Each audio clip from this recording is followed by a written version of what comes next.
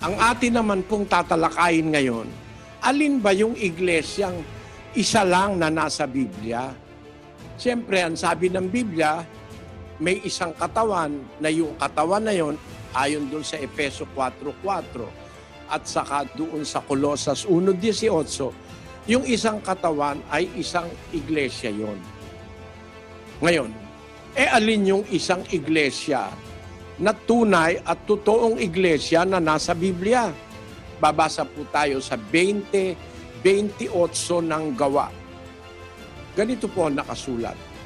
Ingatan ninyo ang inyong sarili at ang buong kawan na sa kanila'y ginawa kayo ng Espiritu Santo ng mga obispo upang pakanin ninyo ang iglesia ng Diyos na binili niya ng kanyang sariling dugo. Maliwanag po ang ating natunghayan, ang iglesia ng Diyos ang binili ng dugo ng ating Panginoon Kristo. Kaya lang, mag-ingat po kayo sa babasahin yung mga kasulatan. Kasi merong mga lumilitaw na iba-ibang mga salin o version ng Biblia. Merong lumilitaw na version na iglesia ng Panginoon. At pinapakahulugan nyo ng iba na yung Panginoon ay si Kristo, kaya iglesia ni Kristo. Meron namang isang salin na kamakailan lang lumitaw na yung salin na yun nagsasabi, iglesia ni Kristo.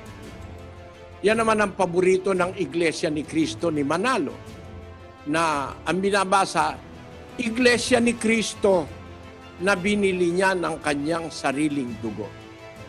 Pero mga kapatid, kung tayo'y magpapakatotoo na magsasaliksik ng mga kasulatan, kasi ang pong pagsasaliksik ng kasulatan, isang marangal na gawain yan para sa mga tao ng Diyos eh.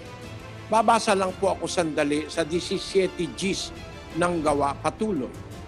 At pagdakay pinayaon sa gabi ng mga kapatid si Pablo at si Silas sa Berea, na nang dumating sila doon, nagsipasok sa sinagoga ng mga Hudyo. Ngayon, lalong naging mararangal ang mga ito kaysa mga taga-Tesalonika, sapagkat tinanggap nila ang salita ng buong pagsisikap at sinisiyasat sa araw-araw ang mga kasulatan kung tunay nga ang mga bagay na ito. Yung palang ginawa ng mga taga-Berea, naging mas marangal sila kaysa sa mga taga-Tesalonika nung araw. Kasi sinisiyasat nila araw-araw ang mga kasulatan. Kaya yung magsiyasat po ng kasulatan, karangalan po yun, mga kapatid. Karangalan dun sa mga nagsisiyasat. Bakit ko po ba sinasabi ito, mga kababayan? Kasi yung iba hindi na nagsisiyasat.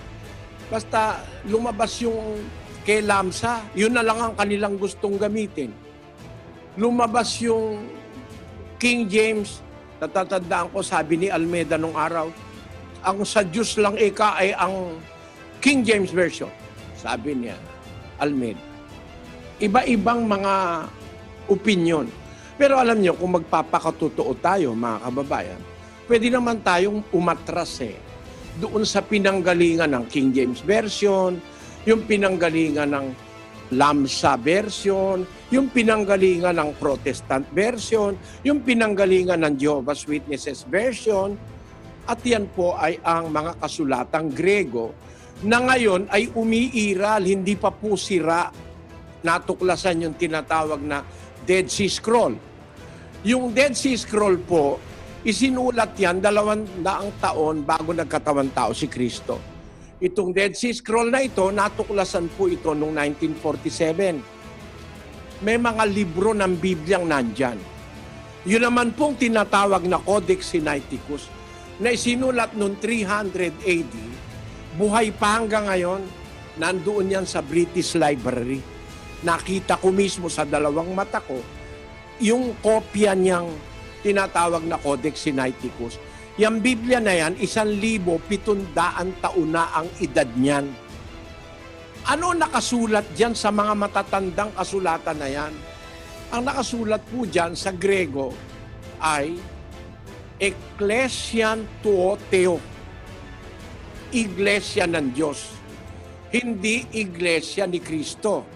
Hindi rin naman iglesia ng Panginoon. Kundi ang talagang nakasulat, Ecclesian Tuoteo. Nakasulat sa pinakamatanda halos na manuskrito ng Biblia. Manuskrito, ibig sabihin, sinulat ng kamay. Ang nakasulat po, Iglesia ng Diyos. Yan ang tunay na iglesia na nasa Biblia. Magandang gabi po sa inyong lahat.